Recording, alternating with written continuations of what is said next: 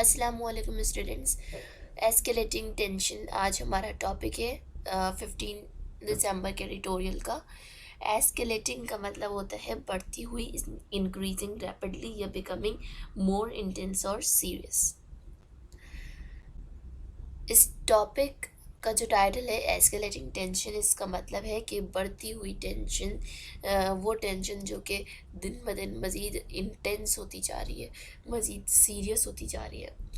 The Pakistan Democratic Alliance says it will be stepping up its campaign against the PTI government in the coming days, and has announced it will start its long march to Islamabad at the end of January.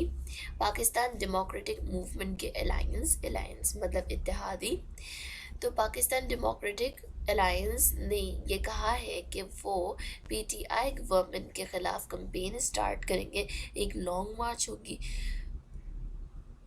और ये जो है at the end of January से start होगी। और यहाँ पर difficult word आया है स्टेपिंग अप, जिसका मतलब होता है कदम बढ़ाना, an increase in amount, speed और इंटेंसिटी ऑफ समथिंग। यहाँ पर जो मतलब है वो है कदम बढ़ाना, कि पाकिस्तान डेमोक्रेटिक अलायंस कदम बढ़ाएंगे। PDM chief Maulana Fazlur Rahman made this announcement on Monday, a day after Alliance held its final Jalsa in Lahore.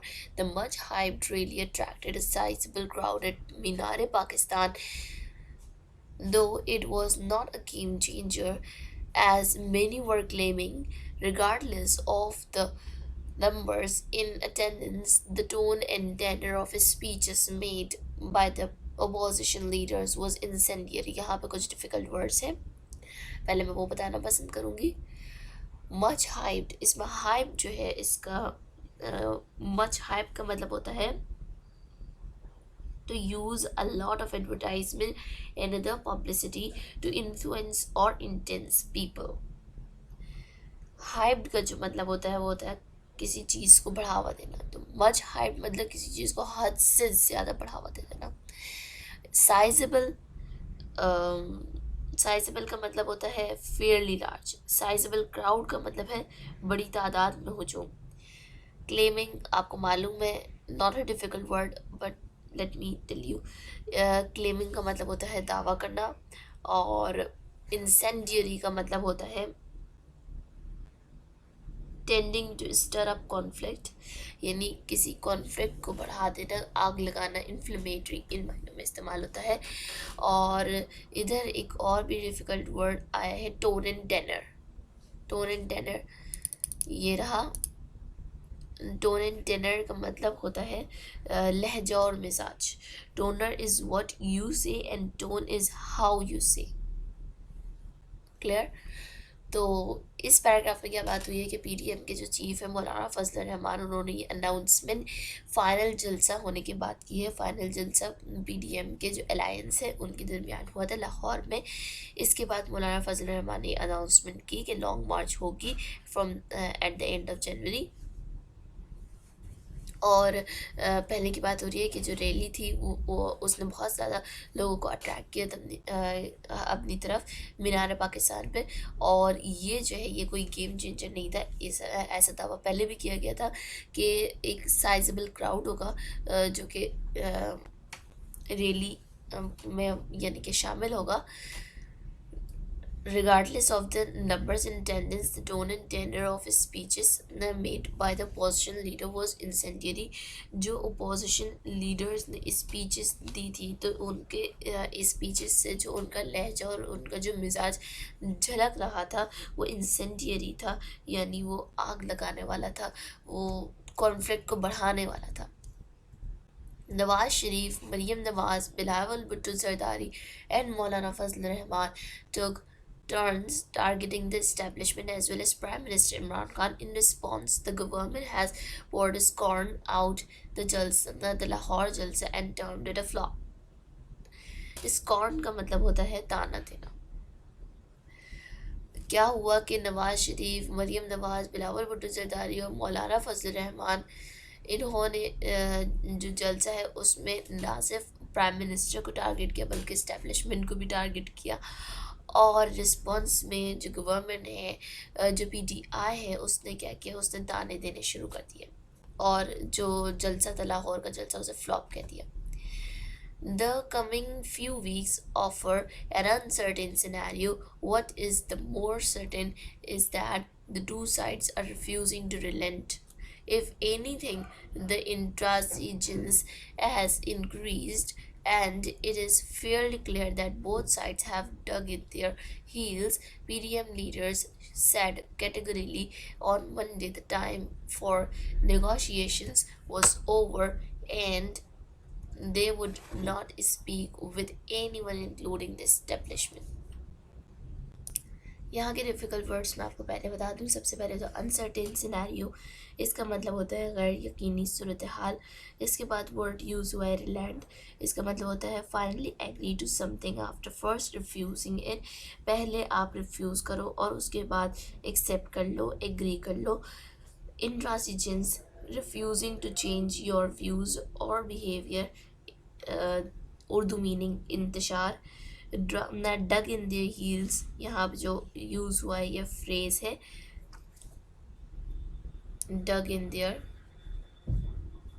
Heels, ये एक फ्रेज़ है और इस फ्रेज़ की मीनिंग होती है refuse to do something such as change your opinion और plan. Ridiculing word आगे चल के यूज़ होगा। ओके, तो ऐसा जो है प्रेडिक्ट किया जा रहा है कि जो है जो आने वाले हफ्ते हैं उनमें जो है गैर यकीनी सूरत हाल होगी और इस चीज़ का ये सर्टेन है, इस चीज़ का यकीन है कि जो दोनों साइड्स हैं वो जो है यानी ऐसी नहीं है कि किसी की बात मान ली जाए। पीडीएम ना तो पीटीआई की बात मानेगी, ना पीटीआई पीडीएम की बात मानेगी। रिफ्यूज़ टू रिलैंड यानी एक दूसरे की बात मानना, कोई एक तो हो जो आगे बढ़ जाए।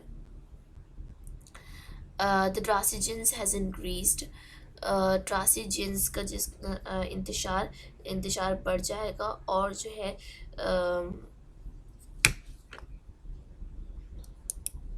और पीडीएम सॉरी पहले तो ये लाइन है and it is fairly clear that both sides have dug in their heels. और ऐसा जो है साफ साफ जाहिर है कि दोनों ही साइड्स जो है अपनी ओपिनियंस नहीं बदलेंगी, have dug in their heels, अपनी ओपिनियन चेंज नहीं करेंगी, अपना प्लान चेंज नहीं करेंगी।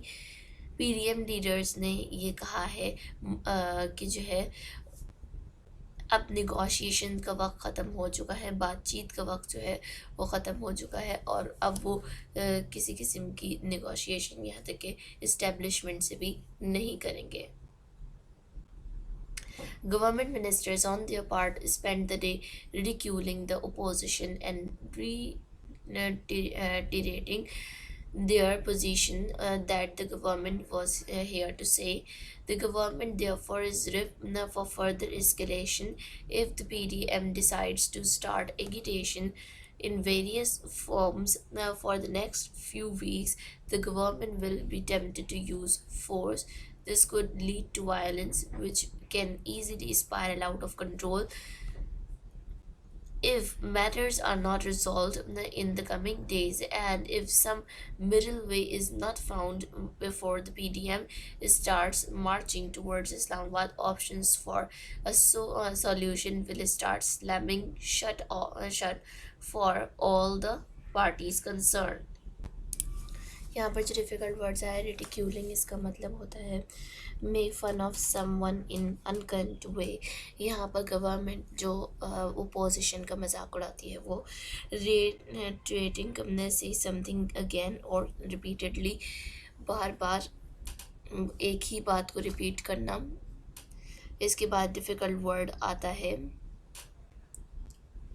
एगिटेशन, मेक समवन ट्रबल्ड और नर्वस।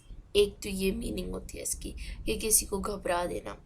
दूसरी मीनिंग होती है try to arouse public concern about an issue. यानी तहरीक चलाना।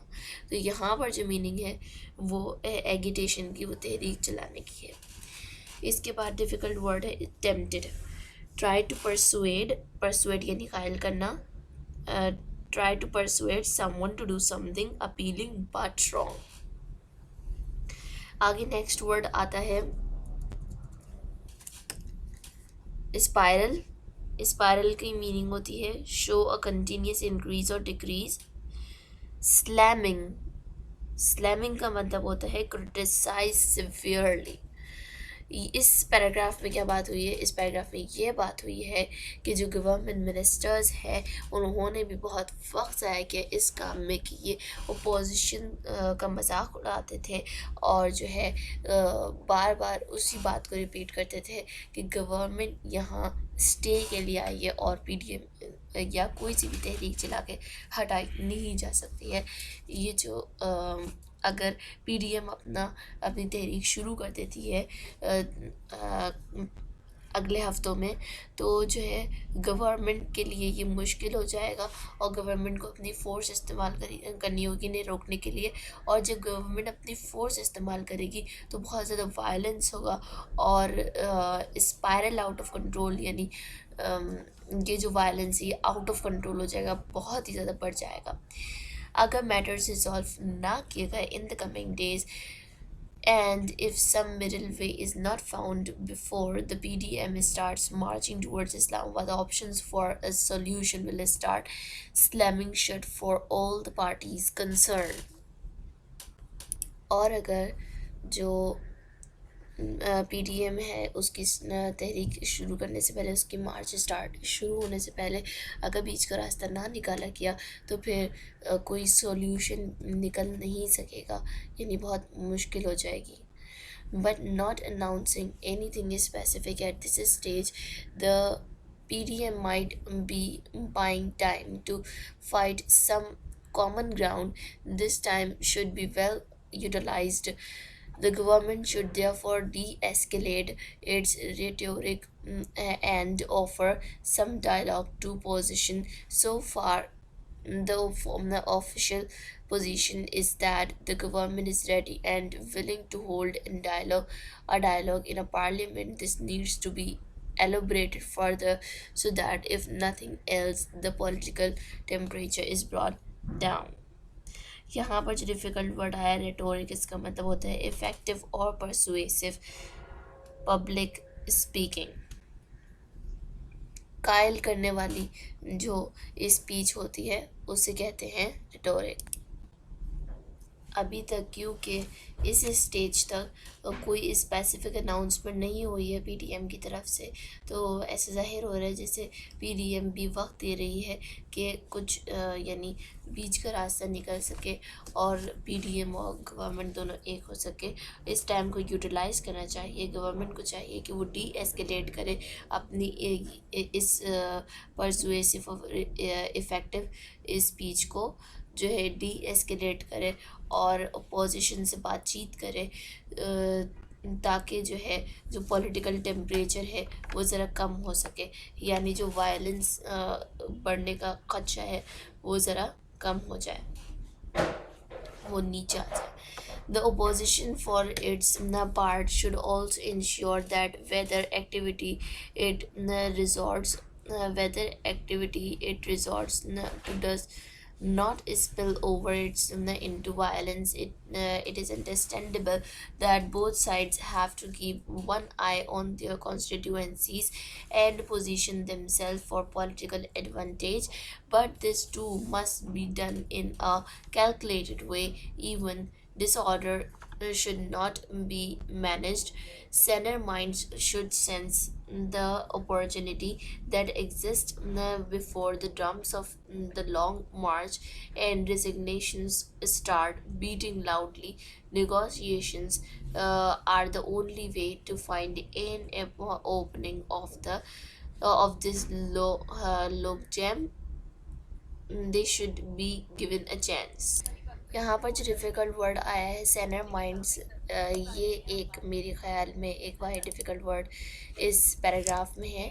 सेनर माइंड्स का मतलब होता है, ये उन लोगों को कहा जाता है जो कि free from mental illness, mentally healthy, यानी जिनकी जजमेंट अच्छी हो, इन्हें जो है सेनर माइंड्स कहा जाता है। सेनर इन लोगों को कहा जाता है, तो सेनर माइंड्स ऑब्वियसली सिमिलर। तो कहा जा रहा है इस पैराग्राफ में कि जो अपोजिशन है उसको भी चाहिए कि वो वायलेंस से बचे, और इन दोनों पार्टीज़ को ये एक अंडरस्टैंडेबल बात है कि इन दोनों पार्टीज़ को चाहिए, दोनों साइड्स को चाहिए कि वो नज़र रखें अपनी कॉन्स्टिट्यूंसीज़ पर, और हाँ अपने पॉलिटिकल एडवांटेज के लिए अपना पोजीशन पर, और जो है यानी ज़्यादा वायलेंस क्रिएट ना करेंगे किसी भी सूरत हाल में, और जो है डिसऑर्डर्स जो हैं उन्हें भी मैनेज करें।